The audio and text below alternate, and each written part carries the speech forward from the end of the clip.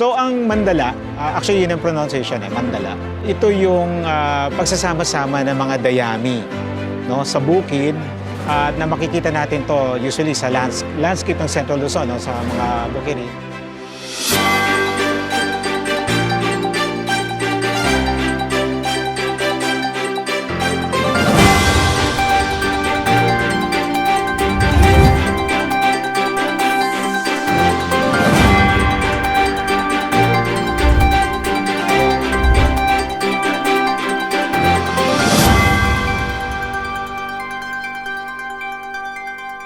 Ang mandala po ay simbolo ng pagkakaisa, balanse at koneksyon.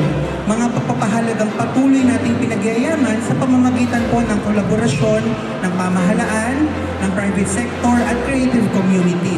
Sa bawat taon po ng festival na ito, mas lalo po nating nakikita kung gaano kayaman ang talento at imahinasyon nating mga Pilipino, lalo na po nating mga Bulakenyo. Ito ang kauna-unahang International Art Festival na gaganapin sa Pulilan at marahil maging sa lalawigan ng Bulacan. Isang mahalagang yugto sa patuloy nating pagtataguin ng sining, kultura at turismo. So pagsasama-sama ng mga dayami upang maging pagkain ng kalabaw. Actually, konsepto ito ng conservation at sustainability. Dito nanggaling yung inspirasyon ng Mandala Art Festival.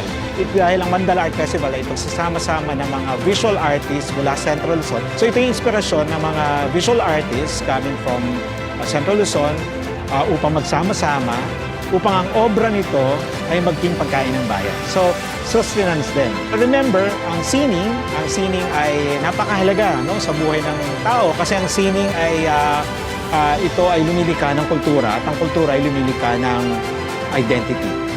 No? At ang identity ay lumilika ng patriotismo o pagiging pagmamahal mo sa bayan.